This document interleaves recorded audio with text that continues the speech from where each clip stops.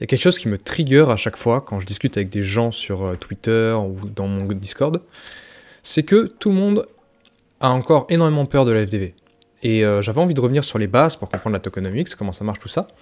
Et pourquoi faut arrêter d'avoir peur de la FDV? Pourquoi faut réfléchir un peu plus loin que ça? Et pas juste aller sur CoinMarketCap et voir la différence entre la market cap et la FDV. Ça, c'est une grosse erreur à faire, vraiment, pour le coup.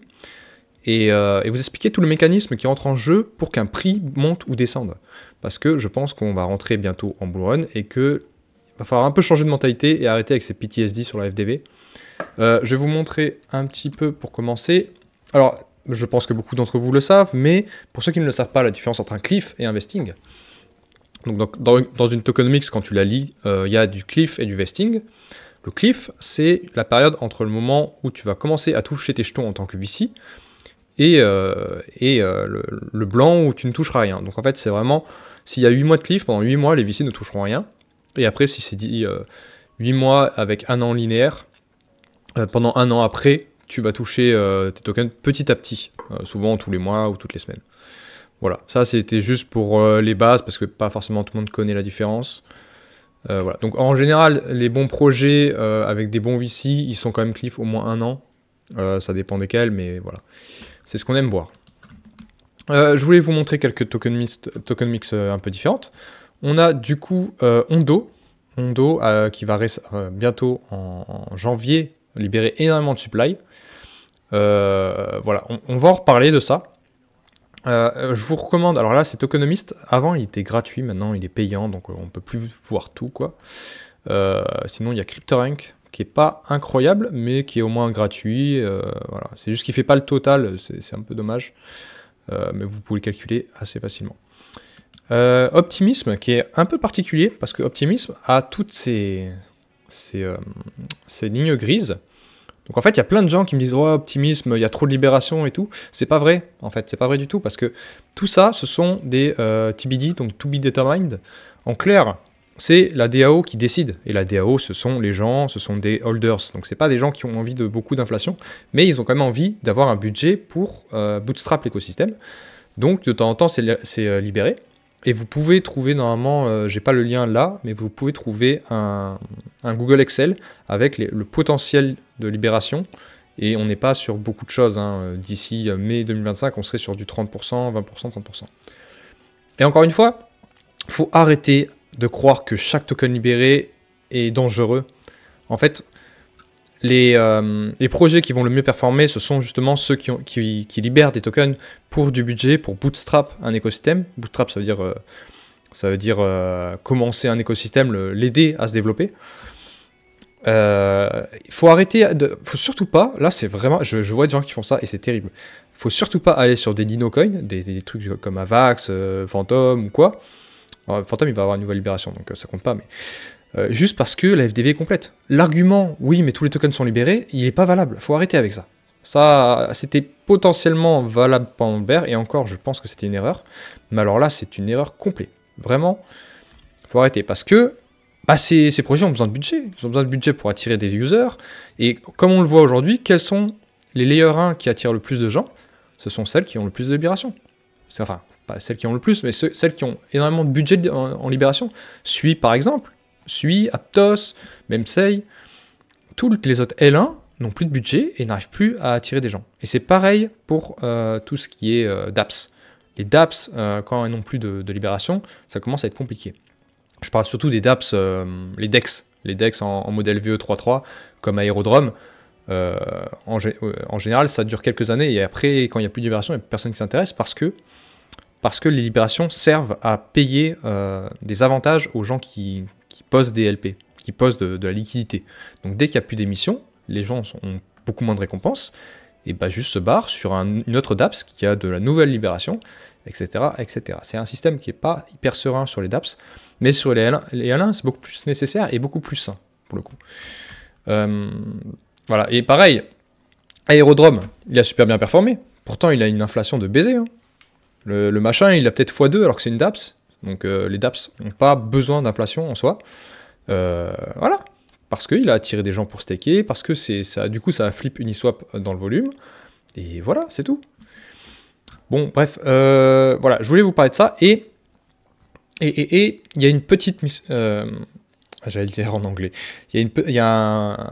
C'est mal compris, en fait, la dynamique d'un prix et de la supply. En fait, ces événements-là, donc ces énormes paliers de libération, ça n'a pas forcément un impact. Et vraiment, les gens, à chaque fois, il y a des gens qui mettent des alertes. Hein. Il y a des gens qui mettent des alertes là-dessus. Ou des gens qui vendent juste avant. On le verra, je vais mettre TIA. C'est vrai que j'ai pas du tout préparé ça. Mais je vais vous montrer l'impact de TIA, par exemple. Celestia qui a doublé sa supply le 1er octobre, si je me souviens bien. Tac, ici. Voilà, on est passé de là à là. Et si on va voir le prix le 1er octobre, en fait, il y a eu un petit dump. Peut-être que c'était des investisseurs, mais c'est probablement des gens du retail qui n'a pas vraiment compris les mécanismes. Tac, tac. Et le 1er octobre, on était là. Voilà. Donc en fait, tu as des gens qui ont vendu juste avant, ici. Et depuis, on est où? Ben, on est là. Voilà. Donc c'est une erreur, en fait. C'est une erreur parce que ce qui se passe, c'est que les gens pensent que des tokens libérés rentrent forcément dans le marché. C'est pas vrai, c'est pas le cas. Je vais vous donner un exemple. Imaginez, vous êtes avec un groupe d'investisseurs et vous avez 100 tokens sur vous. Ces investisseurs sont intéressés par ces tokens. Ce qui se passe, c'est que quand vous en avez 100, ils vont vous donner moins d'argent que quand il va vous en rester que 10. Parce que, imaginez, il y a 100 investisseurs et vous avez 100 tokens, ils vont se dire, ouais, bah, il y a un token par investisseur, je m'inquiète pas trop. Et puis, vous distribuez, et puis à un moment, il ne reste plus que 10 tokens, et il y a toujours autant de monde. Et il y a un moment où forcément, ils vont se disputer, ils vont se battre pour avoir ces tokens. Et c'est ça qui fait monter le prix. C'est un peu comme à l'époque, dans les marchés, quand tu n'avais plus beaucoup de stock et que tu avais beaucoup de monde, les gens pouvaient monter les prix. C'est pareil, mais version fois 10 000, avec plein de gens, avec plein de volume. Et c'est ça qui fait monter les prix. C'est pas un rapport direct avec la supply, en fait. Et quand il y a des supplies libérées comme ça qui font x2, ça peut avoir aucun impact sur le prix, tout simplement parce que, imaginez la même scène, voilà, vous avez distribué tous vos tokens, les gens se battent et tout, et d'un coup, vous retrouvez 100 tokens. Quelqu'un vous donne 100 tokens, le projet, par exemple. Et bien, si vous décidez de ne pas les donner, si vous décidez de les garder pour vous, de les hold, et de ne pas les partager, ça n'impacte pas le prix. Parce que les gens ne sont pas concernés. Les gens ne peuvent pas les avoir dans tous les cas. Donc ils ne peuvent pas monter les prix pour les avoir. En revanche, ce que ça veut dire, c'est qu'il y a potentiellement une future pression baissière, parce que le jour où vous allez faire rentrer ces tokens dans le marché, ben, tout d'un coup, les investisseurs vont se dire « Wow, en fait, il y a plein de supply, il y a plein d'offres disponibles, donc je n'ai pas besoin de me battre pour les avoir, et puis les prix redescendent. » Donc c'est plutôt un impact futur sur du potentiel long terme, mais ça n'a pas un impact direct là tout de suite en fait. Sur Celestia, quand sa supply est rentrée en circulation, le market cap a doublé, mais le prix n'a pas bougé. Enfin, il est un peu descendu parce que le retail a vendu, mais la market cap a juste doublé. La market cap peut très bien faire ça. Il n'y a aucun souci. Donc tout ce qui est tokenomics, il faut arrêter de regarder sur du court terme, il faut arrêter de mettre des alertes, il faut arrêter de s'inquiéter. Les gens s'inquiètent tout le temps. À chaque fois, il y a des gens qui me disent « Ouais, la tokenomics augmente à partir de temps, il faut que je vende avant. » Non, non, non, surtout pas. C'est quoi cette erreur? Absolument pas. Absolument pas, parce que les tokenomics sont faites actuellement là. Les gens sont pas... Les projets sont pas plus bêtes que nous. Hein. Toutes les tokenomics, toutes les libérations sont prévues pour mai... entre mars et mai 2025, elles vont commencer à monter ici. Pourquoi? Parce que les projets savent très bien que c'est là que va commencer le vrai bull run, et que du coup, le fait qu'il y ait énormément de demandes, ça va permettre justement d'avaler cette supply et de ne pas faire drop le prix constamment. Parce qu'on en a vu par exemple des projets qui sont lancés en fin 2021 avec beaucoup de libération, comme il n'y avait plus de demande parce que c'était le bear market, bah là les prix ils chutent. Parce que là d'un coup tu te retrouves avec tes investisseurs, tu as des milliers de tokens et il n'y a plus personne qui en veut. Donc forcément, toi tu baisses les prix, et puis voilà, tout se crache. Donc ils ont très bien fait de faire ça. Alors il y a des gens qui peuvent se dire ouais ils vont nous dump à la gueule et tout, mais ils n'ont pas le choix en fait. Ils n'ont pas le choix parce que s'ils avaient fait ça plus tôt, par exemple cet été, bah, les prix ils se seraient cassés la gueule. Donc ils ont très bien fait de le faire pour mars-mai, et ça prouve que on n'est pas les seuls à croire que le cycle va se répéter. Mais il faut pas vendre en fait, parce que imagine tu vends en mars 2025, parce que tu vois que d'un coup les libérations augmentent, bah en fait tu vends peut-être le bottom, parce que peut-être que le prix va exploser à partir de là. C'est pas parce qu'il y a plein de libérations qu'il n'y a pas la demande. Surtout que ces projets vont faire en sorte d'avoir les news adaptées à ces libérations. Ils vont garder les meilleures news pour justement permettre au prix de se garder malgré les ventes des VC. Donc faire très attention à ça et réfléchir plus loin que ouais, il y a de libération, ouais, il y a de la FDV, pardon. Un exemple pourquoi la FDV n'est pas la même sur tous les tokens, c'est que, imagine, tu as un projet comme Yonet, on peut aller voir Yonet, ça, à chaque fois on me le dit, j'en peux plus, vraiment, ça me fatigue. Ouais, Yonet, parce que je dis que Yonet est pas cher. Voilà, Yonet, il est pas cher par rapport à ses concurrents et fait beaucoup plus de revenus. Et on me dit, ouais, mais la FDV est beaucoup plus grosse. Oui, mais la FDV, elle se termine, alors on va voir, il me semble que c'était en 2030, hein. Yonet. Ils ont pas Yo. Bon, bref, vous pouvez aller voir dans les... Ah si, ils ont Yo. Moi, je vous recommande d'aller toujours dans les docs. Voilà, là, c'est juste pour la vidéo, mais allez dans les docs parce que c'est beaucoup plus clair, beaucoup plus précis, et si c'est pas clair et précis, c'est que le projet est pas forcément bon. Tac, voilà. Donc oui, il y a énormément d'FDV parce qu'on est là et on va là. Mais là, on est en quoi? On est en 2030. Pourquoi tu vas calculer la FDV là en 2024 alors qu'elle finit en 2030? Parce que la FDV, c'est juste la market cap quand toute la supply sera libérée. C'est juste ça, en fait. Mais ça veut rien dire, parce que tu as des FDV qui se terminent l'année prochaine, dans 2 ans, dans 5 ans, t'en as qui se terminent dans 2000 ans, comme Space Mesh. Ça n'a aucun sens. Faut arrêter avec la FDV, faut arrêter d'être matrixé par ça. Ouais, on s'est fait démonter la gueule pendant le bear market à cause de ça. Et ça vaut le coup de repartir sur des tokens moins inflationnistes en bear market, mais pas en bull market. Absolument pas. Et encore une fois, en bear market, il y a des doutes, parce que je vais vous montrer Caspa, par exemple. Caspa, entre mai 2022 et mai 2023, la supply a fait x2. Hein. Elle a fait x2, et normalement, je l'avais préparé, mais c'est pas grave. Et si on regarde le prix, entre mai 2022... Alors, on était en plein bear, hein, je sais pas si vous vous souvenez, c'était FTX, tout ça. Bah, le prix, il a fait ça. Le prix, il a fait ça, il a fait un 20 000%, je crois, j'ai regardé tout à l'heure. Tac, tac, tac. Pourquoi il a fait 20 000%? Déjà, 2 questions. Pourquoi il avait autant de supply? Parce que c'est un proof of work. Donc encore une fois, pareil, c'est pas si facile que ça. C'est beaucoup plus complexe que, ouais, il y a de la FDV. Non. C'est un proof of work. Donc le projet a besoin d'émettre beaucoup de tokens au départ, parce que les gens payent de l'électricité et que le token ne vaut rien au lancement. Donc ils ont besoin de beaucoup d'inflation. Tous les proof of work. Il n'y a pas de bon proof of work sans grosse inflation. Et pourquoi le prix a explosé? Bah parce qu'il n'était pas cher. Il n'était pas cher, c'était un bon projet, et c'est tout. En fait, si vous avez un proof of work assez jeune, avec beaucoup d'inflation, et qui n'a pas beaucoup de market cap, et qu'il a du potentiel, il ne faut pas acheter n'importe quoi, parce qu'il y a des merdes partout, bah c'est intéressant, en fait. Parce que là, les mineurs, en fait, ils ne sont pas vendus. Ceux qui croyaient en le projet, ils se sont dit, bon, bah mon investissement, c'est mon électricité, je ne me paye pas les factures, parce que je pense que le token va monter. Donc, encore une fois, c'est plus complexe que ça, et les apprentis génies qui regardent juste la FDV en disant « Ouais, je suis trop intelligent, il y a trop de FDV, je rentre pas », vous faites une erreur. Vous n'êtes pas assez intelligent, il faut aller beaucoup plus loin, il faut réfléchir. Est-ce que c'est un proof of work? Est-ce que c'est un proof of stake? Est-ce que... où va ces libérations? Tout ça, parce que, évidemment, si ça va vers les VC, ou vers l'écosystème, ou tout ça, ça n'a pas encore le même impact sur le prix.